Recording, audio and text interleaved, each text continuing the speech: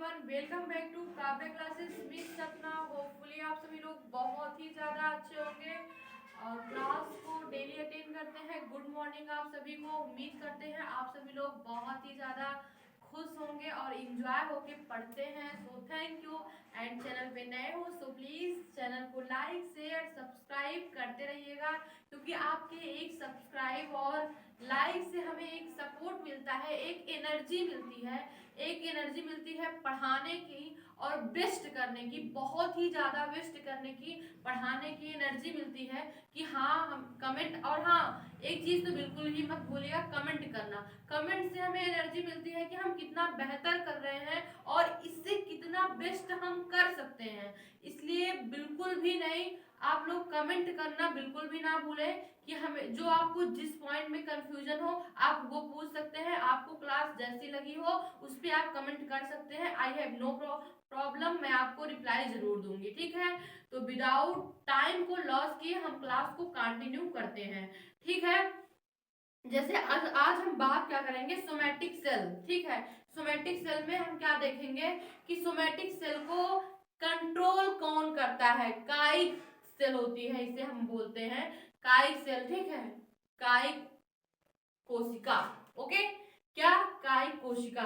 अगर हम बात करते हैं सोमैटिक सेल की, ठीक है, सोमैटिक सेल की,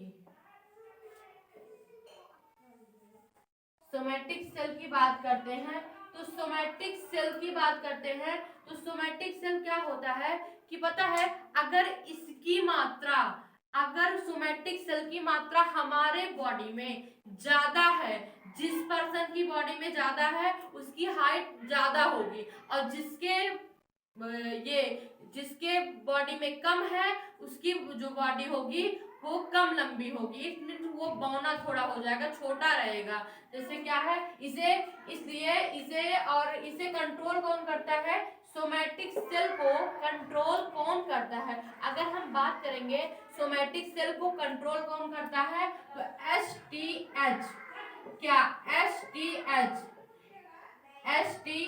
ठीक है, क्या STH, सोमैटोट्रोपिक हार्मोन, क्या सोमैटोट्रॉपिक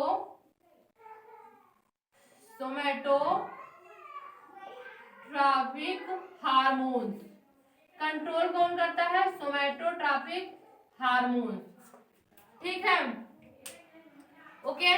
कंट्रोल कौन करता है, सोमैटोट्रॉपिक हार्मोन इसे कंट्रोल करता है, और इसे हम ग्रोथ हार्मोन्स भी कहते हैं।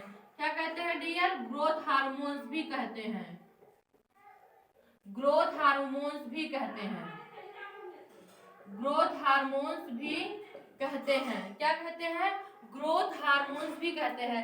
जैसे जिसके अंदर क्या होता है, अभी जैसे मैं अपना एग्जांपल दूं तो मेरी हाइट सेम है, मैं 5 फुट 3 इंच की हूँ, तो मैं एक मैक्सिमम मेरी हाइट है। अगर यही मैं 6 फुट की होती तो मेरे अंदर क्या है, सोमैटिक जो सेल है वो बहुत ज्यादा डेवलप हुई, इसलिए क्या ज्यादा रिलीज हुई, तो क्या हुआ कि मेरी हाइट बहुत ज्यादा हो गई, 6 फुट हो गई।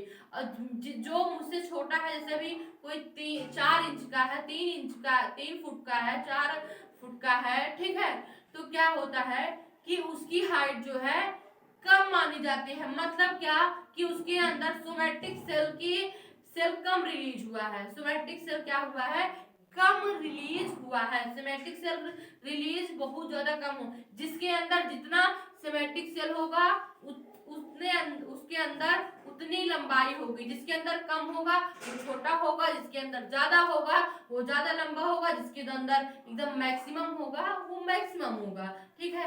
जिस प्रकार से रेगुलेटर से एज ए एग्जांपल हम इसे समझ सकते हैं, जिस प्रकार से रेगुलेटर को हम चालू करते हैं तो थोड़ा सा ज्यादा करते हैं तो वो तो बहुत तेज गैस भभकने लगती है। क्या, थोड़ा सा ज्यादा चालू करते हैं तो गैस थोड़ा भभकने लगती है, और थोड़ा सा धीमा कर देते हैं, थोड़ा सा स्लो मोशन में कर देते हैं तो वो आराम से जलने लगती है, ठीक है। तो इसका एग्जाम्पल यही है।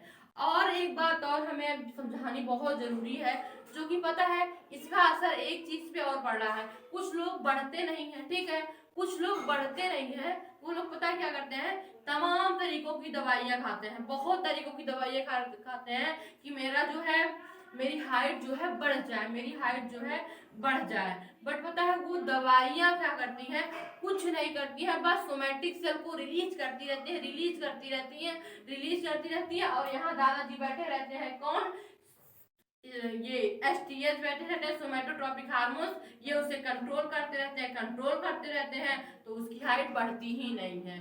ठीक है, तो यहाँ तक चीज समझ में आई।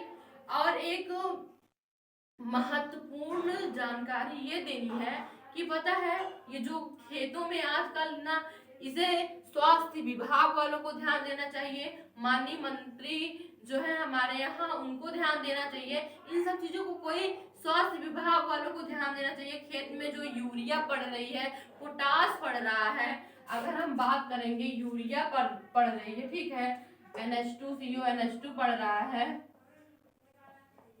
NH2CO NH2 यूरिया पड़ रही है खेत में, ठीक है, यूरिया पड़ रही है, पोटास पड़ रही है, ये सब खेत में पड़ने की वजह से धीरे धीरे धीरे धीरे, पहले तो कोई इफेक्ट नहीं पड़ता है, बाद में क्या होता है, धीरे धीरे धीरे धीरे धीरे धीरे धीरे जब ये अपना स्पेस बना लेती हैं तो जड़ों में क्या होता है, घुस जाती हैं, फिर धीरे धीरे धीरे धीरे ये हमारे खाने तक ये पहुंचती हैं। जब खाने में जाते हैं तो वही स्टोन बन जाता है, पथरी बन जाता है, क्या बन जाता है डियर, स्टोन बन जाता है, यही क्या बन जाता है, स्टोन बन जाता है, पथरी बन जाता है, पथरी बन जाता है। और इसका तीसरा जो बुरा साइड इफेक्ट सोमैटो सेल का दिख रहा है, सोमैटोट्रोपिक सेल का दिख रहा है या हार्मोन्स का दिख रहा है, जो आपको समझ में आए, तो उसमें क्या होता है कि पता है कि आप देख रहे हैं नेक्स्ट जनरेशन जो आ रही है, आप कुछ भी देखेंगे लड़कियों की हाइट बढ़ ही नहीं रही है, लड़कियों की हाइट लड़कों की अपेक्षा अगर देखा जाए तो ये हुए लड़के, ठीक है, ये हुए लड़के, ठीक, और ये हुई लड़कियां, इतना डिफरेंस आ रहा है। अब बताओ लड़कियां लड़कियां ये, लड़के ये है, लड़कियां ये है, इतना डिफरेंस आएगा तो क्या लड़कियों को कितना प्रॉब्लम हो रही है, कितना इफेक्ट पड़ रहा है इस खाद यूरिया का और ऐसी चीजों का कितना इफेक्ट पड़ रहा है। तो इन सब चीजों को ध्यान देने वाली बात है, बस इसे एक बार रिसर्च करना है कि ये सब हो क्यों रहा है, फूड चेन पर कितना इफेक्ट पड़ रहा है, तीसरा जो हमारा है फूड चेन, ठीक है, इन सब चीजों पे ध्यान देने वाली बात है। ठीक है, क्या कि अगर हम बात करेंगे फूड चेन की, तो फूड चेन पर भी कितना इफेक्ट पड़ रहा है। ठीक है, यहाँ तक चीजें आपको समझ में आई। और पता है इसी खाद की वजह से आज लोगों को चश्मा लगाने की जरूरत पड़ रही है, जैसे कि मुझे भी जरूरत पड़ रही है, मैं भी लगा रही हूँ, क्योंकि इसका बहुत ही बुरा इफेक्ट पड़ रहा है, क्या बहुत ही बुरा इफेक्ट पड़ रहा है।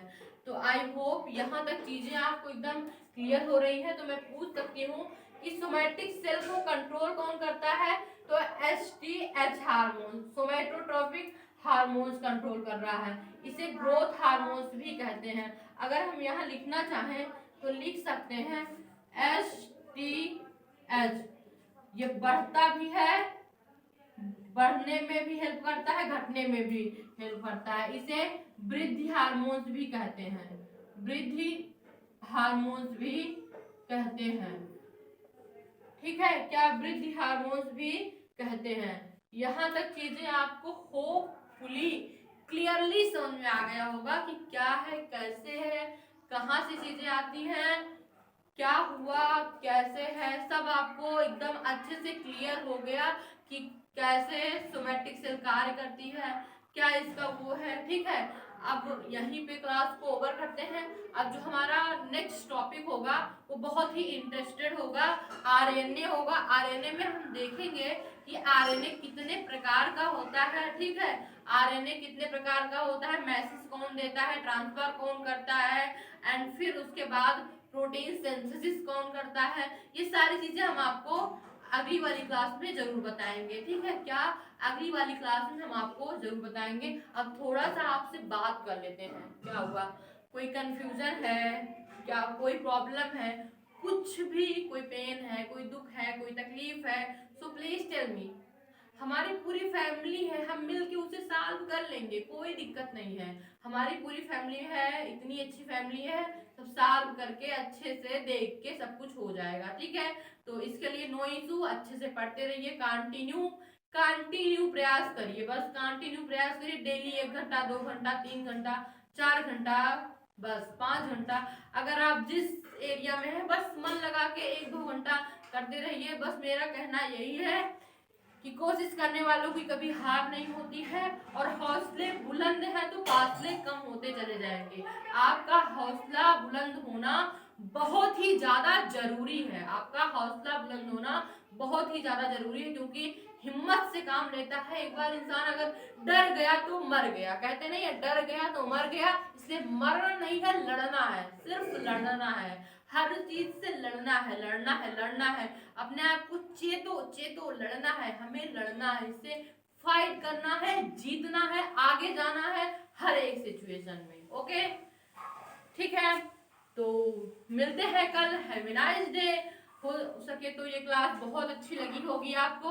आरएनए के बारे में बहुत अच्छे से हम आपको बताएंगे कल, एंड डीएनए के बारे में बहुत अच्छा बता चुके हैं। कोई भी प्रॉब्लम हो सो प्लीज टेल मी, मैं आपको मिलते हूँ हमेशा, हर एक टाइम पे। ओके, तो have a nice day, take care, bye.